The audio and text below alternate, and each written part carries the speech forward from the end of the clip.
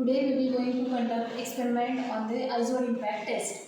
As in the theory session, we have discussed various properties of the material, and now in the strength of material lab, we are going to conduct different tests on the material to identify the properties of the material. The aim of today's experiment is to identify the effect of impact load on the material, and the apparatus required for this experiment is isotope impact testing machine and sample specimens.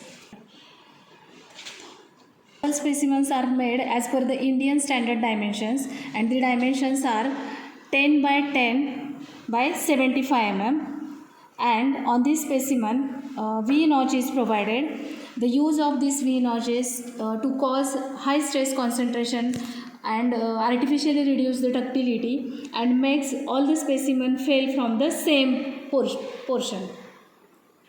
So I have taken here three types of material: brass, aluminium and copper.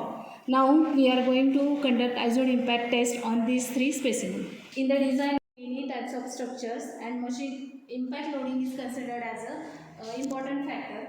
The material used as a structural member or a part of machine under the impact must have high energy absorbing capacity.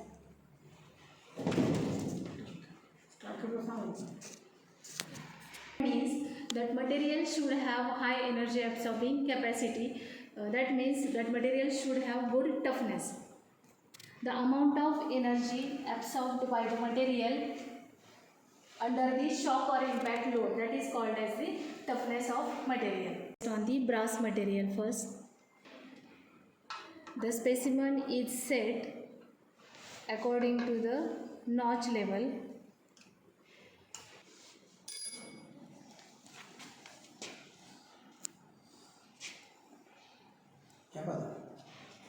Now the next step is to provide free falling of hammer.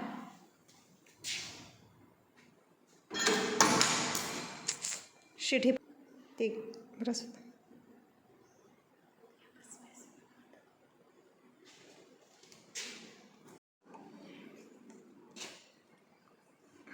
बघू दे.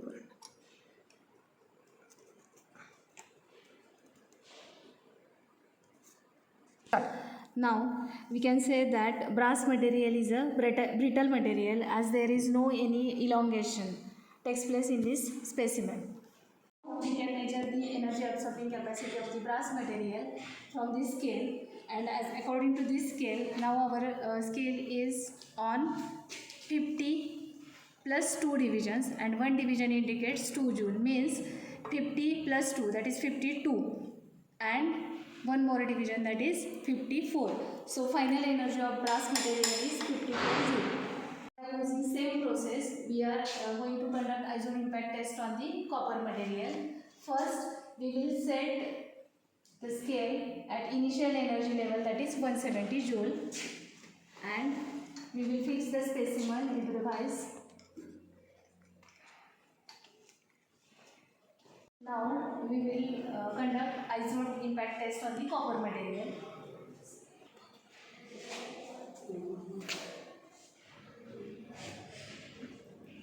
And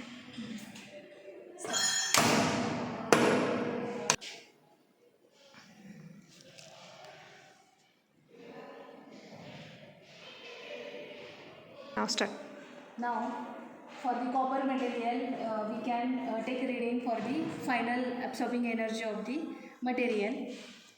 According to this scale, the scale is on 90 plus 1 division, and this 1 division indicates that 2 joule, means the final energy absorbing capacity of this copper material is 92 joule. Impact load, the copper material failure is appear as a ductile failure.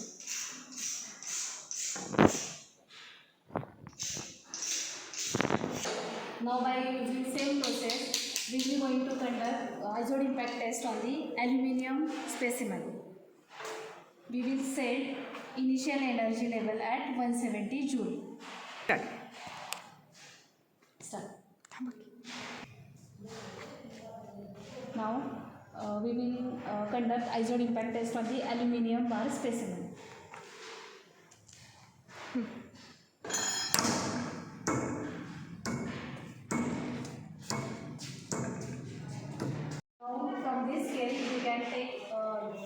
energy reading. This scale shows 80 plus 2 more divisions, means the final energy for the aluminium material is 84 joule. The aluminium specimen is also observed as a ductile failure. Now moving towards the observations, the maximum energy absorbed by copper material, which is 92 joule, then aluminium 84 joule, and then brass 54 joule. And the material that can bend after the iodide impact test, that one is copper and aluminium. These two materials will bend, and after test brass material will be break. So from these observations we can say that brass has less energy absorbing capacity. So this is all about iodide impact test. Thank you.